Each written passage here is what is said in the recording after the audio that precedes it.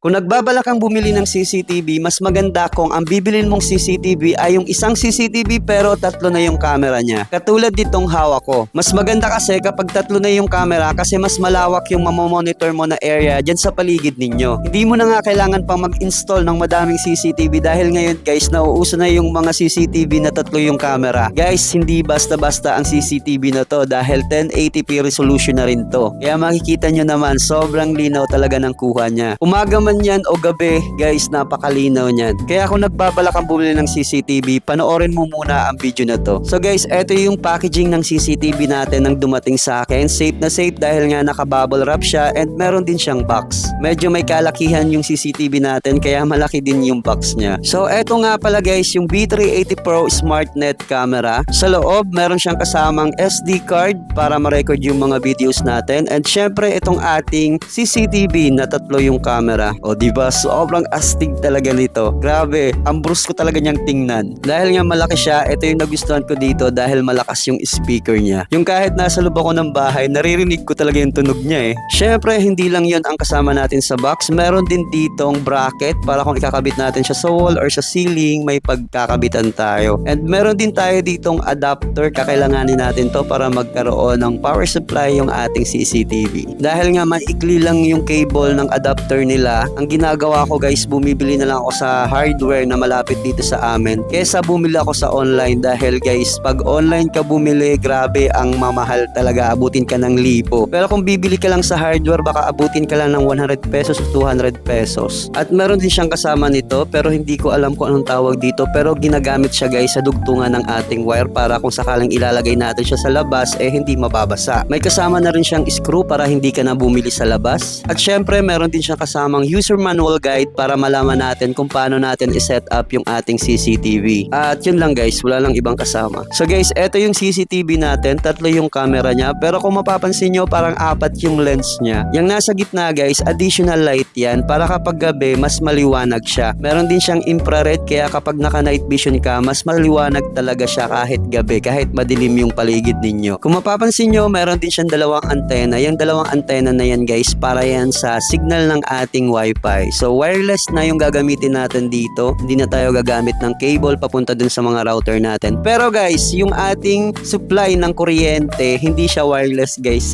yung internet connection lang. Ang dami kasing naguguluhan dyan. Kasi sabi nga wireless daw to, pero bakit may mga pa-cable pa? Syempre guys, hindi naman gagana yung mga CCTV natin kapag walang power supply. Maliban na lang kung solar powered yung mga CCTV ninyo. Pero alam nyo naman yung limitasyon ng mga solar na CCTV, diba? Meron talagang limitasyon kung ilang oras lang siya gagana. So guys, eto yung speaker ng CCTV natin. Malaki yan, kaya guys, malakas yan. At dito naman guys, nakalagay yung ating memory card and yung reset button. So buksan nyo lang yan. Tapos eto guys, makikita nyo na dyan. Dapat kapag bibili ka ng CCTV, siguraduhin mong merong kasamang memory card. Dahil kapag wala, hindi masisave yung mga videos mo. Paalala lang guys, kapag pipili kayo ng mga memory card, piliin nyo lang yung 16 gig, 32 hanggang 64 gig. Huwag na kayong lumagpas dyan. May mga options sila na 128 gig hanggang 200 plus blah blah blah blah. Pero guys, huwag nyo yung piliin kasi base sa experience ko, nakokorrupt talaga yung mga memory card na ganoon katataas. Ang kaya lang ng mga CCTV na katulad nito is yung hanggang 64 gig lang. Base yan guys sa experience ko ang dami kong CCTV dito. 15 na CCTV naka-install dito sa bahay, tapos meron pa akong 4 dun sa farm namin. Guys, nakukurap talaga kapag lumagpas siya sa 64. Kaya binabalaan ko kayo guys, hanggang 64 gig lang yung bilhin ninyo. Hindi pa kayo pamilyar sa B380 Pro na application, eto guys, papakita ko sa inyo.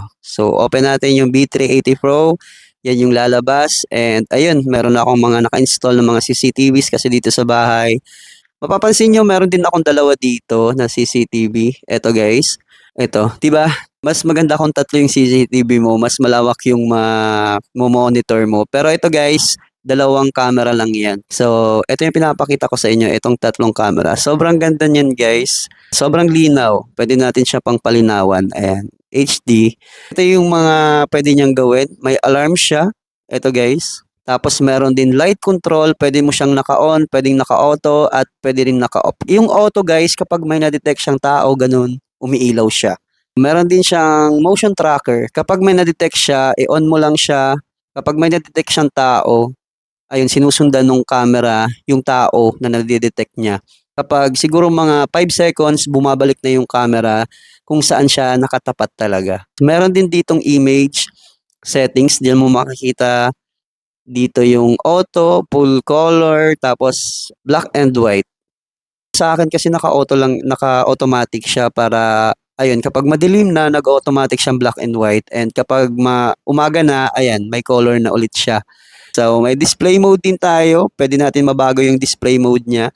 Pwedeng ganito, pwede din ganyan. So, mas trip ko yung ganito kasi mas malaki siya.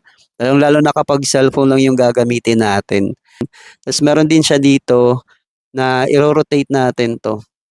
Yung ating CCTV. Yan yung sa baba guys. Yan yung naro-rotate. Yung sa baba. Pwede natin kontrolin habang gamit natin yung phone natin.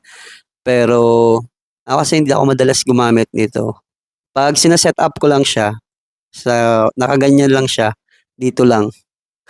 Kasi tatlo nga yung lens nito, kaya maganda. Hindi mo lang kailangan pang mag-rotate yung CCTV natin. So, ayan lang. Tapos sa settings natin, kapag titingnan natin yung mga recorded na video, punta lang kayo dito sa playback. Tapos micro SD card. And ayan guys, ito na yung mga footage ng ating CCTV. Ayan. Pwede mo na ma-review. Ito, titingnan natin ito. Yan, kaninang umaga yan. Tapos gabi, 3:00 ng madaling araw. Yan, pwede mo nang ma-review. Ito yung maganda kapag merong memory card yung ating mga SD card kasi mas save yung mga videos. And kapag nag-review ka, makikita mo, ayan, mada-download mo siya kapag kailangan mo ng footage, nahuli kayo na magnanakaw, tapos kailangan nyo ng ebidensya, ayan, i-download nyo lang guys. Ito, sa baba, may makikita kang snapshot, tapos may makikita kang download. Pindutin nyo lang, click nyo lang yung download, ayan, magda-download na yan. Intayin nyo lang, mabilis lang naman yan. So, cancel na natin para lang makita ninyo. So, ito yung mga dalawa lang yung camera, ayan. May limit lang yung area na pwede nyong makita. Ayan, dalawang lang. Tapos meron din tayo dito. Ito, dalawa lang din to. Yan, o di ba mas maganda kung tatlo sana para mas madaming area yung makikita mo or mamomonitor ninyo. So, ayun guys, kaya kung pipili kayo ng CCTV, mas maganda kung tatlo na yung lens or tatlo na yung camera ng CCTV nyo. Ayun guys, check out nyo na lang yan sa mga gustong bumili.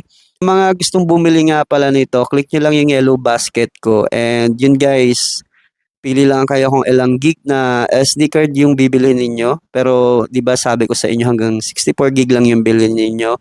And yun guys, anytime pwede nyo na i-check out. Salamat po!